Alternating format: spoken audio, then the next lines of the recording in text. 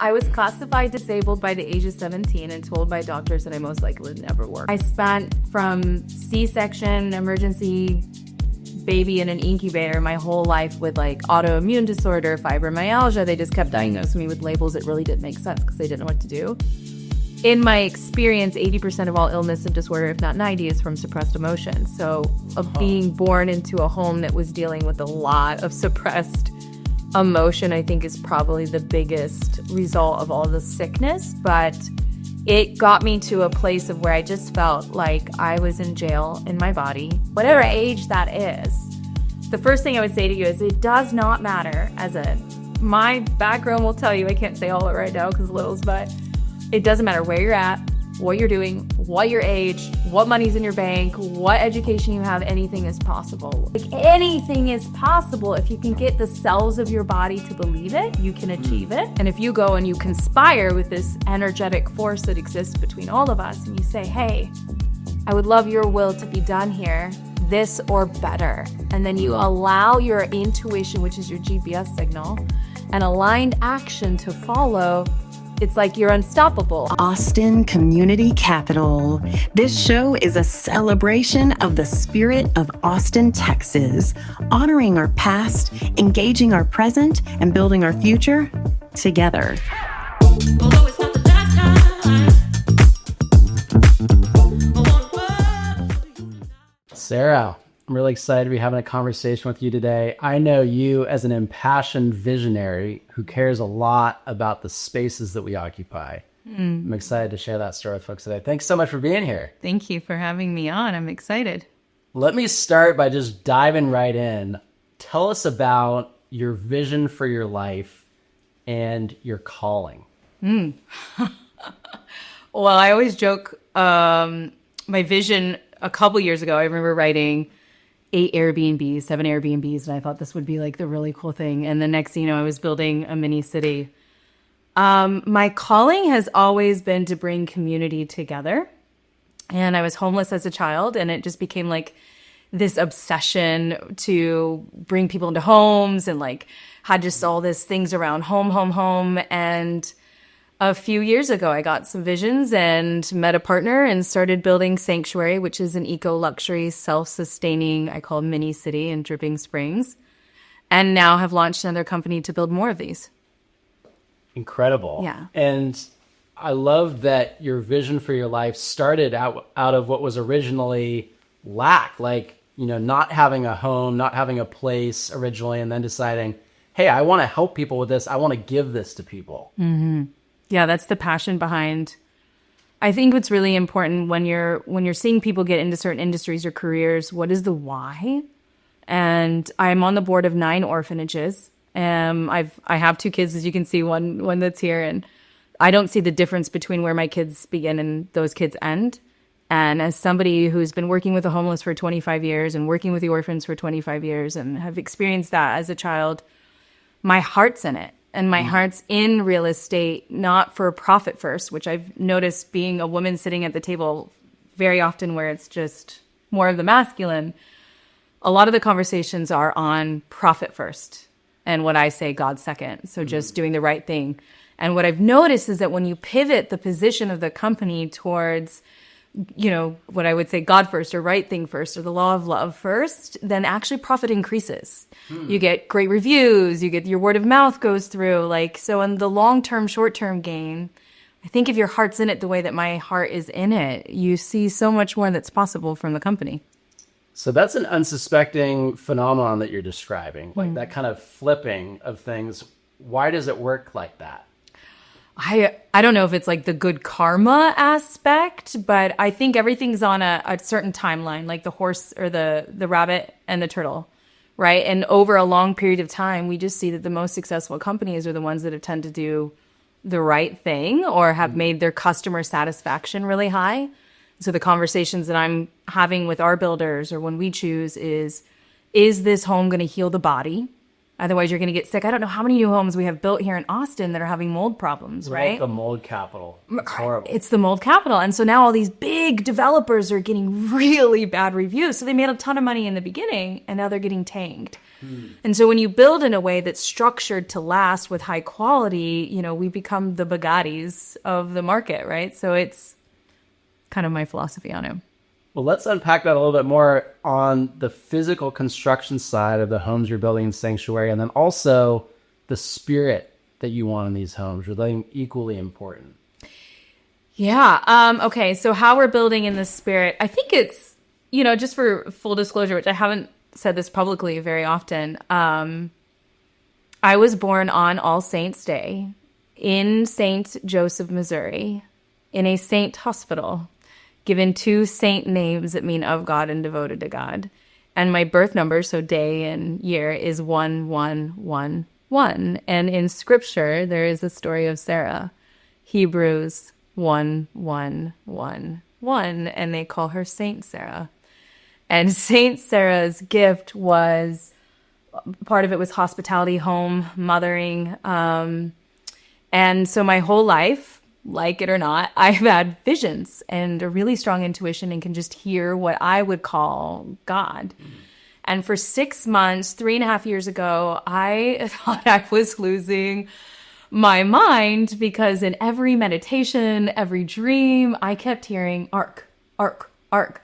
And I remember calling my girlfriends out. I'm like, I think we got to get a boat. Like, I was Googling, can it flood in Austin? What is this? And I was at an event. And previous to this, I got lucky off real estate. I could hear, I knew when to buy a house and when to sell. My first house made me $300,000 profit, did nothing to it in 2 years' time, doubled my mortgage for the 2 years. And then my second house made me $1 million profit in 2 years' time. I did nothing to it. Man. Yes. And so I sat on this cash, just bought a little house for the kids and I praying, like, what do I do? And that's when I thought 7 Airbnbs would be the big thing. So I get to this event and there's this guy there and I have this strange sensation in my body I've never felt before or after. I walk up to him and I say, what brings you to Austin? And he looks at me and he has this perplexed look on his face. And you could tell that he's contemplating, do I tell her the truth? Yeah. And he says, God told me to come build an ark. This is the truth of Sanctuary. Wow. And in that moment, I'm crying because I'm like, oh my God, everybody's going to die. That's what I'm thinking. And he pulls out of his back pocket his phone and shows me this development he was building in Canada. So that was the start of Sanctuary. That's how I became the seed investor, the other main founder, the woman behind the seat. When I don't really have a real estate background, I'm not going to sit here and tell you I know the ins and outs or the bolts or architecture. I don't. I just have a really strong intuition that God has led me to homes. And we started right in that moment. We started fundraising and building with the main soul. So your question is, as a sovereign single mom for 5 years, my business partner would see me, he's like, gosh, you're just always doing dishes or you're cooking or whatever. Like the dream is to give parents, to give families, to give entrepreneurs a place, a community that's actually thriving like Belterra, other places. I don't want to bad talk anybody want it to be, but there's no soul in it, right? Like how do you bring the soul? How do you bring in more collaboration, that real community feel? Well, that's what we're bringing. We're bringing in apps that create the connection, events that create the connection, the mompreneurs that really know what the houses need. I mean, often you're building without that kind of knowledge and wisdom. And I could go deeper on that, but I want to answer your other part. So every material that we're using is the highest that you could get for no mold. And we're building truly in a way that actually heals the body. We know that the paints that are piping, all these things are lighting, chemical compounds affecting our energy, our memory. And we've consulted with many different experts to do the best that we can to try to build houses in the best way possible for us to maintain our health. Yeah. I love that. And I love that holistic approach. Yeah. I think, often overlooked just in a Western mentality. Like we have a tendency to take a very short-term view, focus on maximizing ROI, which means oftentimes cheap materials, kind of like health is an afterthought, and then we wait and see what happens. So I appreciate the thoughtful forethought and planning in that. Let me ask a question just about your personal experience with this venture, because it sounds like a crazy risk. I mean, you dove in, you mentioned like you were not a real estate expert at the time, that you'd had some favor in deals. Like, what were you feeling? How did you make that jump? Like, what was that like emotionally? I'm so glad you asked. No one's ever asked that in all of the interviews. Huh. And I've been like, I wish history would tell us more about how the person felt, why they were doing what they were doing. Because I'm scared shitless. Thank you for saying that. I am up at night. I couldn't tell you for how long. And again, I just bought 5 buildings to open up wellness clubs for families. And then I just launched another development company, and I'm on the edge of my seat sometimes with a paper bag, like, is this going to make it? Is my whole life going to tank? And I think it's just, for me, when I do an interview, I want to give raw, I want to give real. I watch these interviews a lot, and I'm like, can you give me more tactics and steps and like the truth behind the scenes? My ex and I don't get along. And so in my mind, if I tank, I don't have anything to fall back on for my kids. Like, if I don't have money, I'm 3 times more important to pull in an income.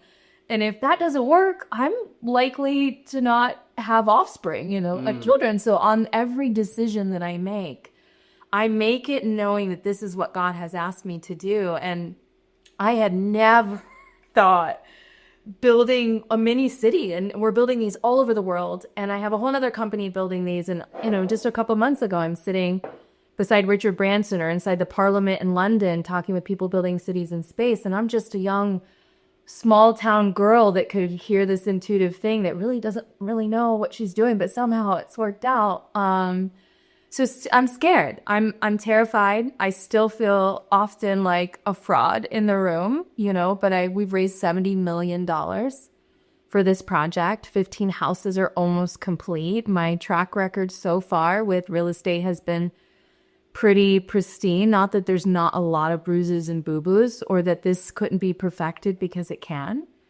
And I'm not the main developer of Sanctuary. My partner is. He's the one doing all like the logistics. I come on and do the intuitive consulting and the connections and the community aspect. And I happen to have a good track record with that. So terrified. But I know it's the right path, and I just keep checking in on that. Like, am I still moving in the right path? Is today the right path? You're in Aspen, or maybe Italy, and your phone pings with a freeze warning back in Austin. Panic? Nope. You have Loyal. We're already there, wrapping the pipes and checking the perimeter. Whether you're home or away, we are the eyes and ears of your estate. Global freedom, local support.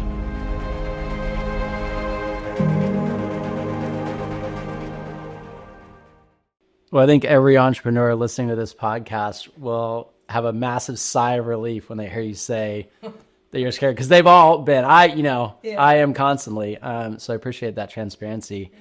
I'm curious, let's take hypothetically a young person maybe coming out of college or college age, like 21, and they're passionate, they're fired up, but they're a little bit unaware of 2 things that you have a lot of experience in. 1, finding their why, and then 2, maybe tapping into God, a higher power, a source of wisdom and counsel that they don't have. Like, how would you advise them or encourage them on those 2 things? God, these are great questions. I was classified disabled by the age of 17 and told by doctors that I most likely would never work.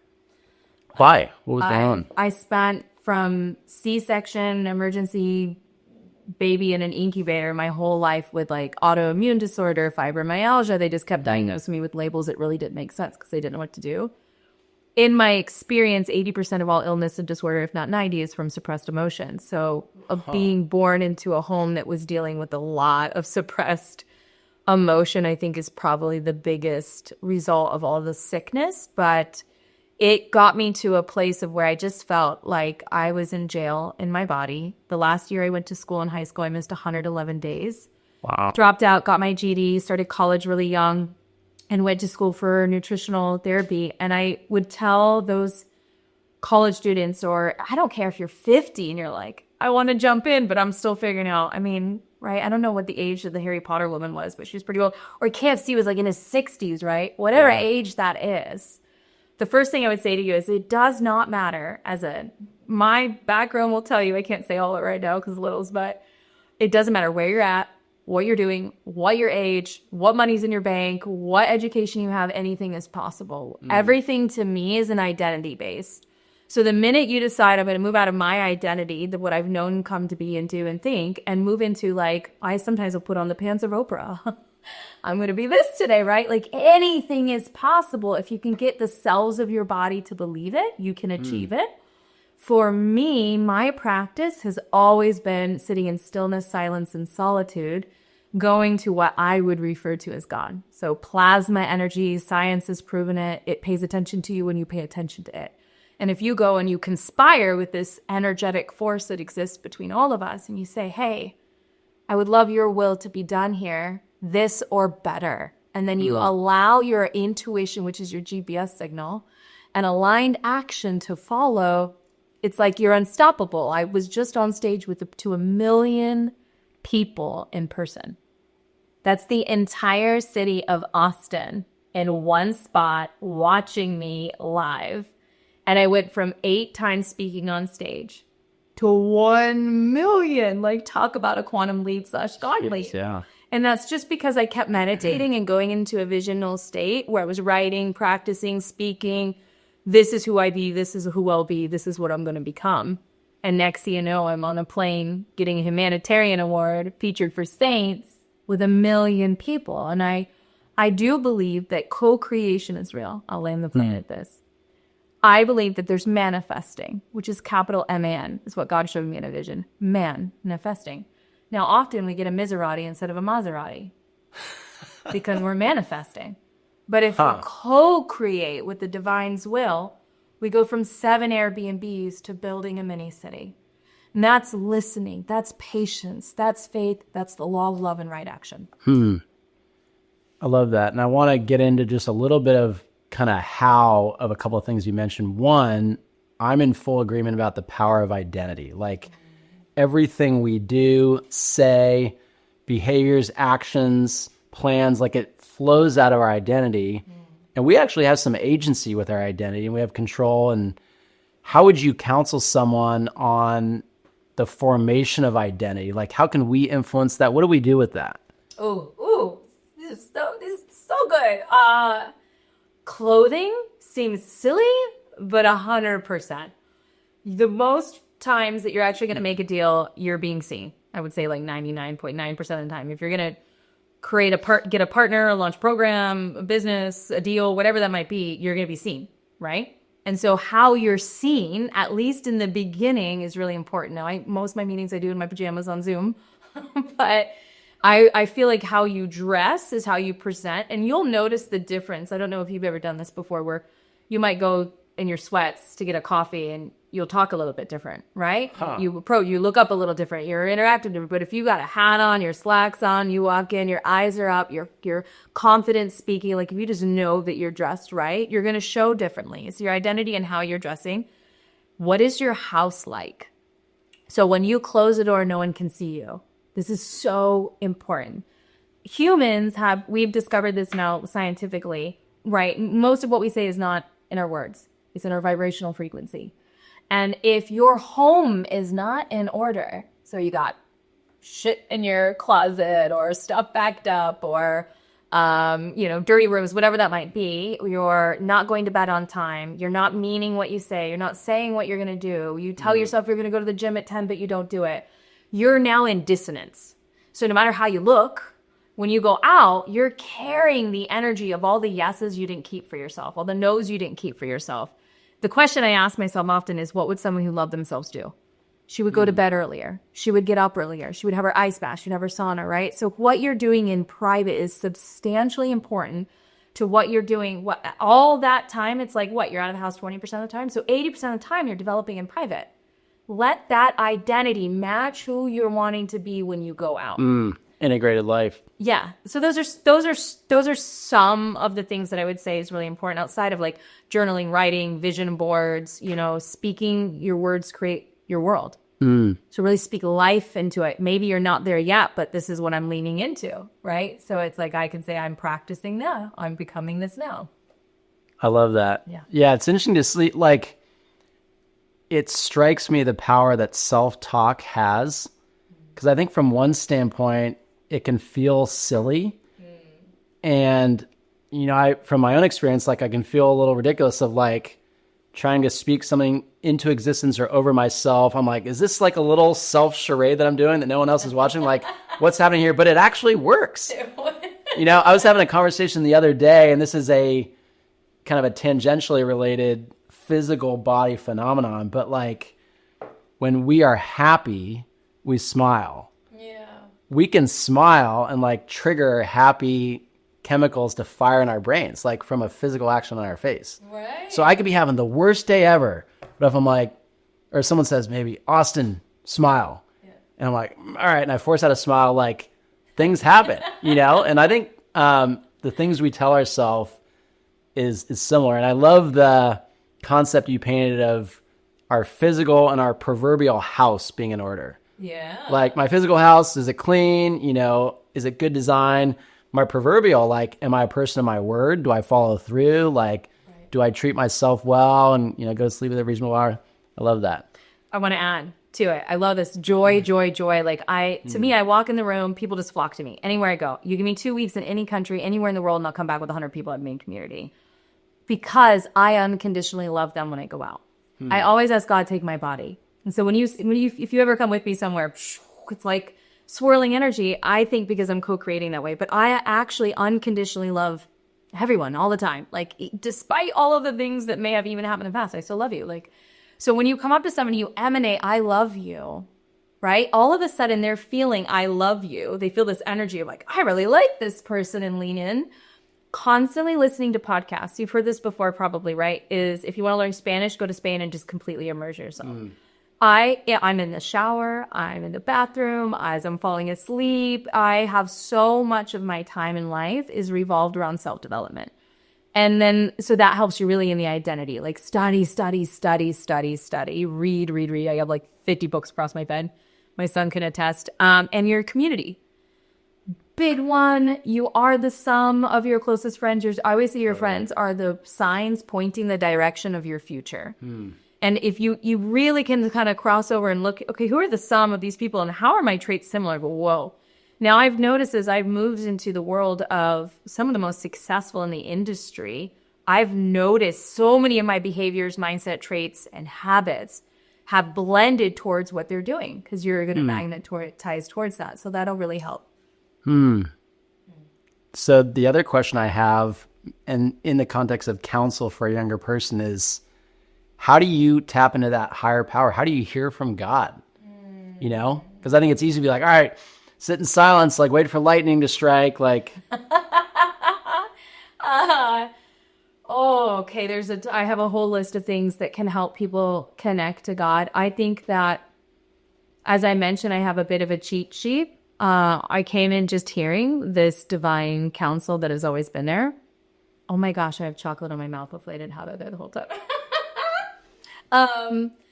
Really, there's multiple ways that you can tune into the infinite field. First is you have to give your will. You have to say, okay, God, I give you my will. I give you my permission.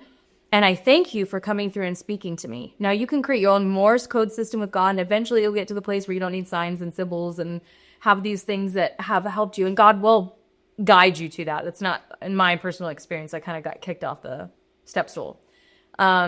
So you can ask for signs, symbols. You can I honestly, just God's love language is stillness, is time. And going into that nothingness, the stillness, and just saying, okay, I'm sitting with you, God, now. I want to give to you my mind, my thoughts, go into a deep meditative state. In between asleep and awake, God comes to me all the time. Last night, God came to me in my dreams. So if you ask as you're falling asleep, God, come to me in my dreams. I had 2 dreams last night because I was like, God, do you still love me? I'm just having I haven't heard you as much lately. Normally I hear God a lot. Like I will cry. When God hits my body, I almost can't breathe. And you know, my kids have seen me many times. They'll come in the kitchen. I'm on the floor just crying. I'm like, what? I'm like, oh yeah, God. And I had 2 dreams last night. And each dream, they were like opening a piece of paper and like, God really loves you. And I was like, okay, thanks. So in your dreams, through other people, you'll notice people will come up like, wow, God really loves you. Or you're supposed to go left. Did you know you left? Like you'll start hearing the confirmations through people, and that's God's way of speaking. God writing. take your pen and paper, you ask God a question, and then you release and let God write down what you're hearing. It's another way to connect with God. Obviously, the most obvious is prayer, fasting, like those traditional methods of thank you, God, for entering in my body. Let me feel your love. I study scripture, but I study ancient text. I don't really actually resonate, this might get me burned, with the Bible as it's translated right now. When I first went to church, I heard God say, no, not real, Sarah. When you hear the pastor say, fear the Lord, I heard God say, not true. Look it up in Hebrew. So I went to Aramaic and Hebrew and started studying like a treasure hunt. Fear means reverence. So originally what God said was, you must have reverence for me, awe, wonder, respect. And when we co-create our reality, now we've created a reality of fear with God. So I don't have a religion. I'll go into little bits of churches, but my devotion with God is every night I'll read the Torah, I read Hebrew translation. I do read through scriptures, and then I go find the Hebrew translation. And I give God my time, my attention every single day. I go into a state of prayer. Before I got on this, start talking, God, take my body. Thank you. Let this be your Godcast, not my podcast. And those practices on a daily help you to stay connected to the field, and then studying the truth of the word. Take your time and attention. I just watched again The Case for Christ. I have a deep, profound relationship. Everything in my house reflects to me that relationship. Okay, the stonemason sent a PDF. The plumber wants a check. Wait, who is Dave on Venmo? Is that the woodworker or the tool rental? Oh my gosh. Stop playing forensic accountant with your own renovation. With Loyal, you get one consolidated invoice. We manage the vendors and the paperwork. One bill, zero confusion. Loyal Home Concierge. So let it speak to you in that connection. I admire that mentality, that orientation, and that just heart posture that you have. You mentioned a little earlier community. Be curious to paint us a picture of your community now, and who are some people, maybe currently or over the years, that have shaped you? I also have community, and then I on this last one, I actually went blind in a freak accident. So your last question about God. I lost all taste, sight, and smell for a few weeks, and what was worse pain than natural childbirth with posterior babies. And I heard God say, I took your eyes so that you could see with my eyes. And I literally almost lost my mind. And I fell into this dark abyss for weeks. And just only thing I could hear was God, unraveling the stories that we tell ourselves and unraveling this idea. And there's 3 lessons that I'd like to share. The first lesson is I heard God say, there is no, and again, this might rough votes, good or bad. There just is. And the more that we put energy towards it, we feed it. And so you really want to keep your eyes towards the thing that you want to feed. That's what's going to grow. The second is that for humans, but especially women, it isn't in our doing, it's in our being. We give life, we can create life through sitting, through being, through holding, through waiting. And our humanity has gotten into rushing and into tech and into doing. And that actually distorts us away from God. We can't hear God as much. And the invitation of us is to rest in the movement. It's more about the beingness, not the doingness. And you'll just notice things start to conspire and work on your behalf. And you can feel God by slowing down. So that was kind of one of my other last lessons, is just slow down, move intentionally. My community and what has it taught me? And then significant people in there. Yeah. Okay. So some of my favorite in the A here, Casey Jackson. Love this man. He's a real estate, what I would say another real estate tycoon. You probably know him here in Austin. Loves God. David Osborne. David Osborne. Do you know who he is? I don't think so. Oh, okay. He was one of kind of the OG, basically-ish founders of the Keller Williams of Austin chapter. And he does a lot of public speaking, really did it well. I think he owns more than 1,500 different real estate ventures in this moment. And private planes, got an established family man, brings his kids on the stage. He serves the community. He's on the board with me for our orphans. Has put tons of time and efforts. And for me, I look at the people who I really love, and these are people I talk to almost every day. I talked to Casey this morning. I talked to David last night. For me, the valuation of success is not money in the bank. It is, are you laughing uncontrollably at least a couple times a week? Are you skipping? Are you happy? Are you in love with your family? Do you wake up going, oh, thank God I got this, right?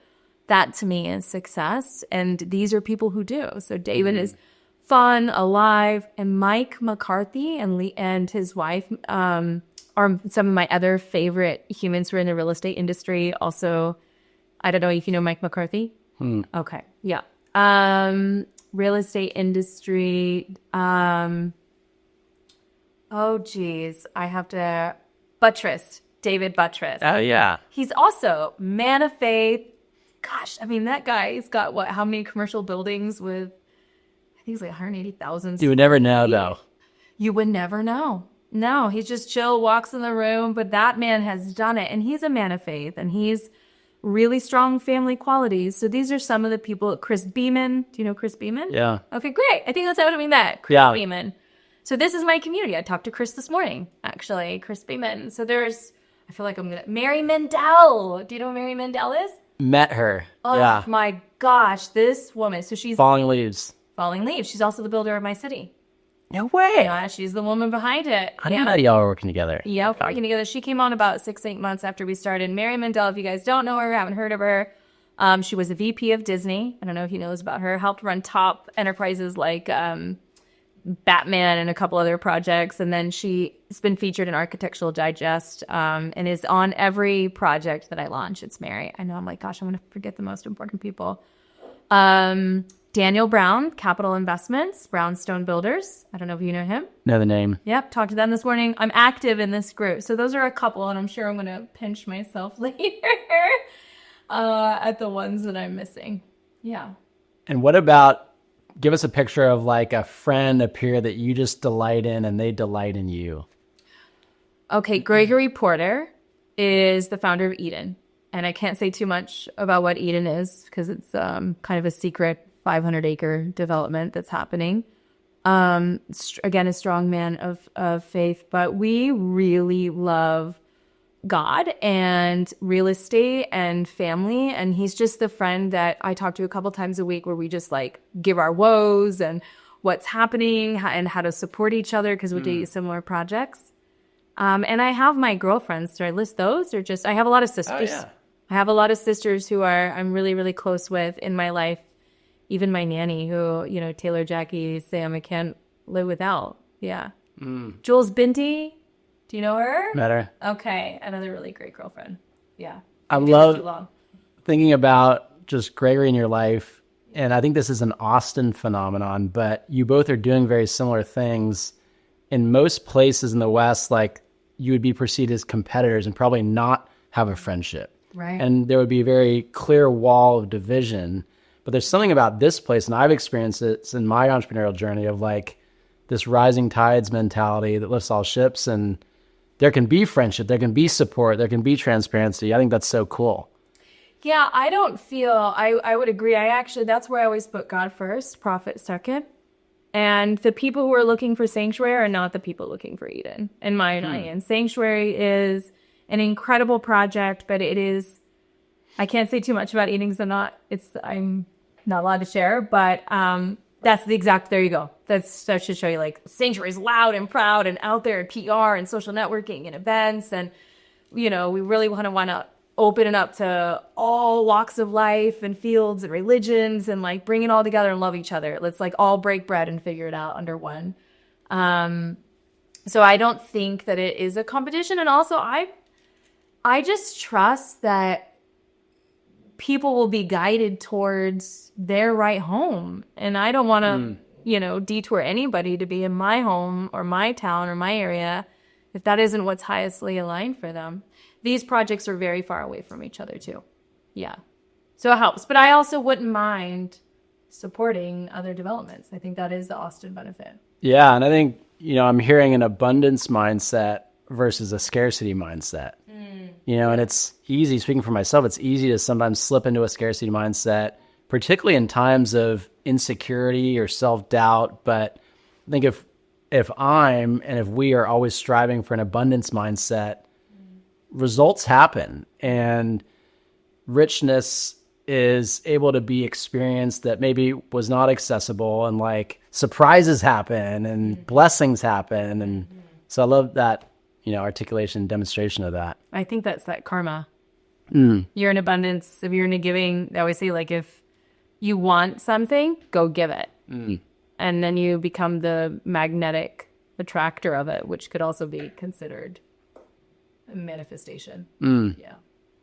So on the note of important people in your life, you have one here with you today. I do. Do you want to come up and join us? I know the minute you ask me that question, my whole body's like, oh my God, I feel like my mom, my dad. I feel like I should give the whole list. Anna Bropri is amazing. She owns Silva Clinic in town. But these guys, we have a littler one that's not here right now, are probably the most important of the most important. So would you like to introduce yourself? My name is Atlas, and I'm 10 years old, and I like Pokemon. Okay. Right on. Well, Atlas, it's great to have you. I loved it. We've been talking a lot about your mom today. Tell us who your mom is to you. She's the person I look up to, and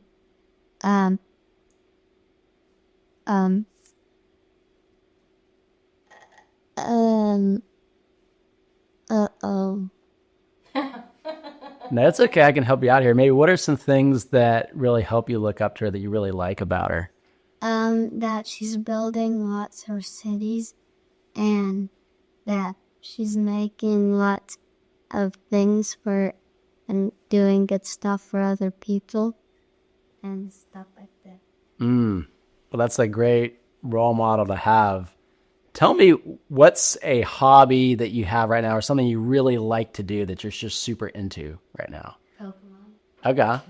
Tell people that maybe are not familiar with Pokemon. What is Pokemon? Pokemon is like little mini monsters that I guess you would call them monsters that there's cards, there's games, there's lots of stuff you can do with them. And you can trade them with people, and you can battle with your cards, and in the games you can also defeat bosses and earn badges and stuff. Do you have a favorite Pokemon? Rayquaza. Okay. Who is Rayquaza? A big lizard draggy. Okay. If I might, can I jump in? You may. Atlas just enrolled in something called Thrivable. If you guys have not heard of that yet, it's an incredible program led by Laura Daly, who's also in And say the name one more time. Thrivable. Thrivable. And Laura Daly is a young 20-year-old with tenacity who is leading the way for our children's education. We are a homeschool family, and they are now enrolled in Thrivable. And so Atlas just attended this mastermind. It's like Tony Robbins for kids. Wow. And he's been really exposed, even private playing with David Osborne and around this industry, building in real estate. And I think it'd be really cool if you shared with other kids, what are some takeaways you feel like being around city officials and in these meetings and homeschool or real estate, building sanctuaries, or anything you would share with other kids or hopes or dreams? Don't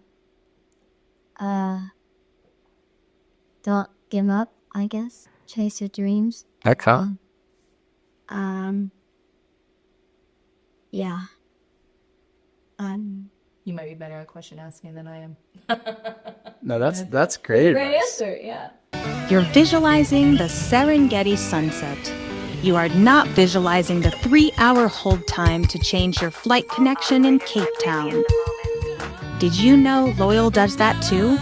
From fixing the faucet to planning your family's African safari, we handle the logistics so you can handle the adventure.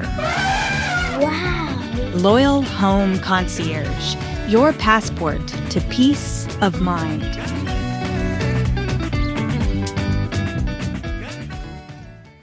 Well, let me ask a question, and then I'll direct this at you, Sarah, and we'd love your feedback on it too, Atlas.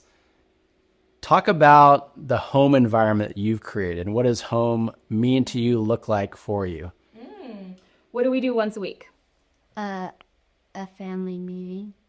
You're going to eye contact. There we go. Right Ooh, there. Yeah. Family meeting. What is that? Tell me about that. It's like where the whole family gathers up and talks about the stuff from the past weekend, and then and we say like, what can we do next week, and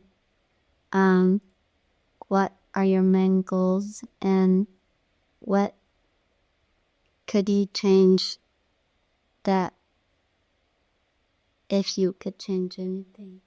Wow. These are some powerful things to be talking about. Are there any goals that you have right now that you want to share with us? No. Man, He has a really big goal coming up. It's the biggest trip. They've been all over. We've studied abroad and we've lived abroad, going from country to country. But he's been asking for one big thing, and that's kind of our big year like changer. And that is what? Tokyo. We're going to Tokyo. so cool. Yeah. So we're planning that one out. And Atlas, and they just started Spanish. They do extracurricular activities. They get to go in city meetings and things like that where they're learning. They're a part of, on the way here, he was a part of the meeting where we're discussing the build out of our family club. So we're building family clubs. To me, if the kids aren't helping them to lead the way, I don't want a part of it. I lost so much of my time with my kids building in the past, and I just made the promise with this next development company and the family clubs that the kids would be a part of the conversation. And so they know now if I'm speaking on stage, they can come right up and speak with me on stage. Or if there's a meeting, they can come in and they can ask some questions or be part of it. Or like today's interview. It's important. They're our retirement. Like when we want to rest, they're going to be the ones leading the charge on how our world is built. And if we don't start bringing them into our conversations and letting them be a part of it, we're in trouble later. Yeah. So in that context, anything like outside of learning Spanish, going to Japan, he did launch his own product. Can you tell him about that? Cool. I did. Kitty. Oh yeah, Kidding is lemonade that what is it? 25%? 50% of the proceeds. Percent of the money we make goes to orphans in Nepal. Yeah. Wow. Yeah, so he's been a part of the movement. They've been selling lemonade stands, and he takes 50% of the proceeds that he makes every time, and he sends them to the 9 orphanages that we represent. But he developed the whole label and the concept and the recipes of organic materials, and we were getting a couple other parents involved to help launch. And It's Skinny, I don't know if you know that brand, Brian, said he would help us get in the store. We've kind of put it out the holiday season, but yeah. And is there a place people can find it now, or is it kind of waiting until down the road? All right. Keep a lookout for Kid Aid. Is that what it's called? Yeah. Kool-Aid. Yeah. That's very cool. Well, I love your encouragement or just how you talked about family meetings. I think if every family, let's just take the city of Austin, did that, imagine what our city would be like. In my work, we care a lot about people's family rhythms and their home environment. So it's so cool to hear about the intentionality that you guys are practicing in your home.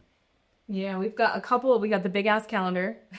Tell people what that is. Jesse Itzler's. Yeah. Oh my gosh, Jesse! You can just fall on Jesse Itzler's page and YouTube and listen for days, and it'll change your life. Sarah Blakely have been my mentors for many years. So we have a big calendar, and then we've got the big book, and then we've got the whiteboards on the refrigerator, and the kids did their word of the year, and then they have every day mapped out. So they wrote down every week, what's the family meeting where we go over wins, what we could do better, what are the goals, what is the word of the day. So we've gotten much more into structure, routine, and that's really helped. So right when you walk in, you've got it, you can see it, and you're planning out. And it has one big goal of the year, and then 6 mini adventures, and then what are the 4 habits you're going to have this year. So we've done things like, what are some new habits? Can you think of any?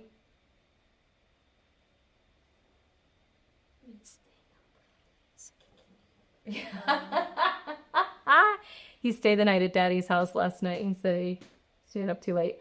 Chewing with their mouth closed is an example. You know, how are we saying yes, ma'am? Are we please and thank you? So once you put those goals on the whiteboard, there's 4 ways that can help you memorize things, and this is what we work with the kids. One is humming after you learn something. 45 seconds. So that's after you hear something. Yep, that you want to learn. They do meditate too, so they do meditation. But 45 seconds of humming, and then writing it down in capital. That's another way you can help memorize something. And so then when you're you go to do the habit, you'll see in your brain. Those are some ways that you can memorize. What is the last one? Do you remember? Saying it like 10 times in a row. While you squeeze your... What? Hand? Yeah, he squeezed. So we squeezed the finger. Clearly, you remember that. Oh, yeah, squeeze it 10 times. Just some fun ways for us adults as we help to try to memorize things. And that's when we're building the new habits.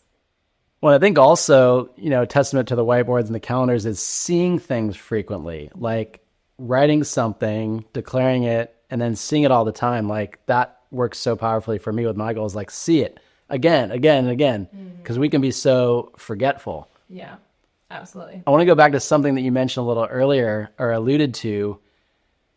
And let me pose this as a question, and you can chime in, Atlas, on this if you want as well.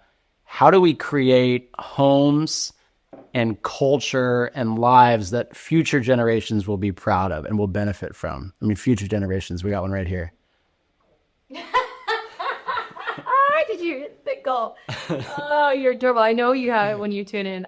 I'll start for Atlas, but what's really important when in your house? What would you love to see and included in all homes? A pool and a hot tub. Good call. Fully endorse that. Yeah, lots of like nature. Like it could be like maybe like one of the walls is like covered in like moss, but Cool. like moss. I don't know. Great ideas. Yeah. I love that. Lots of lights. Lots of light. Yeah. You stole my ideas. Very good answers. Good water systems. So we have special filter water systems. Yes. Lots of natural light. Actually, the LED lights aren't good for us. Those are a couple other things. Not using paints or things that would put off any chemicals. And at night, we shut off our Wi-Fi. So it's like, what can you start doing now, even if you can't move? It's definitely getting more sunlight all the time and shutting off the Wi-Fi at night helps. Question, actually diving into little technical details on houses, something I've wondered about. So talking to different builders, some builders are very intent on creating a sealed envelope of the home, like no air gets in or out. And then other homes, and a lot of homes, people talk about like leaky homes or like is there one that's better than the other? My personal feeling is a house that breathes. One of the biggest reasons that we're getting mold now is because we've created sealed tight houses and there's no airflow. And so my personal preference is towards a house that gets more airflow. Yeah, I think your air quality, having lots of natural plants like you do that help clean up the air. We're always getting chemicals no matter where you're at, but it's just minimizing those chemicals that we're getting in. Yeah. Okay, so in this talk of future generations, Atlas, what do you want to be when you grow up?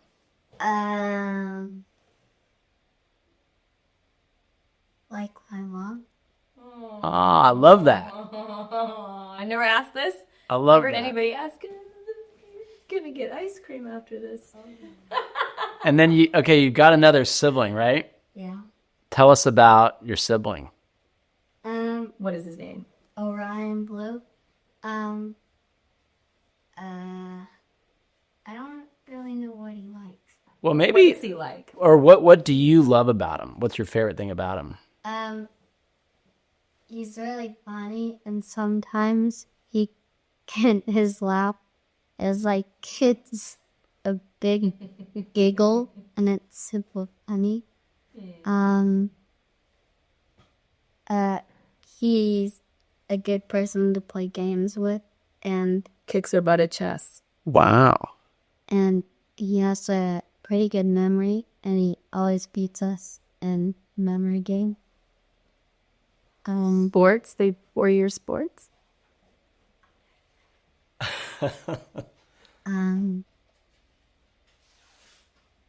Yeah.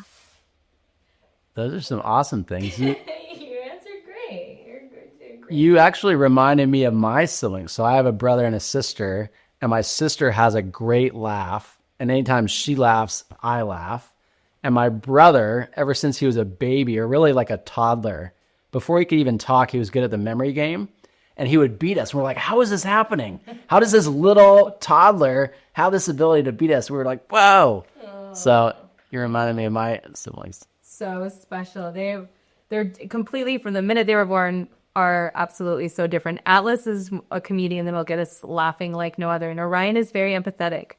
He's very in tune and quite the healer. So it's super fun raising boys that are so different and so alike. And the Orions, I think, won 8 championships in baseball now. Wow. They do surf camp, and they're very adventurous, jump off the biggest rocks. Super into that stuff. I love that. Well, let me ask a fun question for both of you. Atlas, maybe you can start. If you were an animal, what kind of animal would you be? Probably a sea otter. Okay. I know someone who would really like that answer. Why would you be a sea otter? Because they're like my favorite animal, and it would be really cool to like go across the water and the ocean. I agree. They're just cool. And they seem to have like the most fun, Yeah. you know? Wait, no, a quokka. I think that's what it's called. Oh, I don't know that animal. What is that animal? The most happiest animal. Oh, that's right. We'll look at that in the whole world. Huh. What is it? Does it like walk around on 4 legs or what? Describe it. I think it walks around on 2 legs, but it has 4 as arms, and it doesn't stop smiling. Wow. It's pretty cute. I'm going to have to look this up after this conversation. Atlas loves watching funnies. That's kind of her nightly. So every night we have a routine. We go over again. What was your 3 wins? Anything you could do better? We have our prayer. But part of it is also watching funnies. He's really into funny. Just bringing like the Jim Carrey. Oh, yeah. Would you be an animal? What animal would you be? Black Panther for sure. Okay. Chic. And I'm super loving, but inside I've got the spirit of might that's strong and very like motherly, protective, and will go into places most people I know won't go into. It's still very like, I'm a hunter driven. Oh, God. Yeah, he wants to know if you can. Any of the last things you want to say? No. Well, I wanted to turn that to both of you. I'd love to hear anything that you want to leave us with as we start to wind down. Maybe projects you're fundraising for now, things you're excited about, encouragement to listeners. Yeah. Okay. So Instagram is, if they're going anywhere, that's the place to follow the projects. Sara D Morell, which I'm sure you're going to lead. I bought a bunch of buildings that I have family clubs that I'm opening up, which the kids are helping to develop. And I am fundraising for that. Will that be local? It's in downtown Round Rock, the first flagship location. The second is inside a sanctuary. And think wellness cafe downstairs, biohacking technologies in the other room. We're going to have the table to farm, farm to table, food, organic, gluten-free, ice bath, sauna, those kind of things all set up on ground. Most of these exist, but they're not family oriented. And I just got so frustrated as a single mom. Like, even if you go to Soho House, you can kind of have the kids out there, but it's really more about adults. And I don't want to go to any party, hang out anywhere unless there's some kids around because I have so much more fun. So I kind of just solved the problem and created it. So people feel like it's in their passion, their wheelhouse to get families together, want to invest in clubs. The second one is I just launched a development company. We just launched our first pitch for $25 million, got our first 2, so we're doing great already. Congrats on that. We are building more soulful communities that are Eco-Luxe, self-sustaining, but more accessible. So 15 houses right here in Austin, creating like a best friend row experience where their houses aren't typically as integrated as we will have them. So I think those are, if somebody's looking to collaborate or build more developments with an epic, cool team where it's experiential. The one big upscale is a Castle project outside of London that we are working on opening up a longevity clinic. So that's kind of the bigger version once we get through with this wellness club. Okay. Yeah. Exciting projects in the works. I would just say is like, you can't go yet, you're almost done. The last, like, to the world piece of advice that I'd love to give is to just trust and go bigger, have more fun. And again, I think the more you're childlike and you can bring the kids into the conversation, it's no moments wasted. Like, it doesn't matter. Most of the things I'm doing right now, it doesn't matter if I actually succeed because I had so much fun doing it. Like, I wouldn't take any of it back. My business partners in London with the castle, I don't care where we get the castle because I have so much fun with their family as we build it.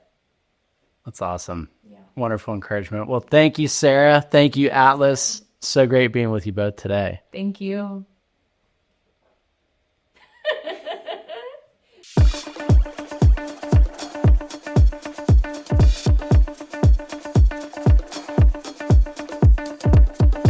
Thank you for joining us for this episode of Austin Community Capital.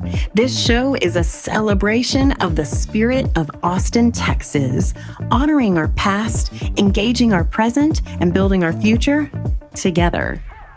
If this conversation sparked something in you, a new idea, a feeling of connection, or just a good laugh, pass it on. Share this episode with a fellow Austinite or a loved one who needs to hear it.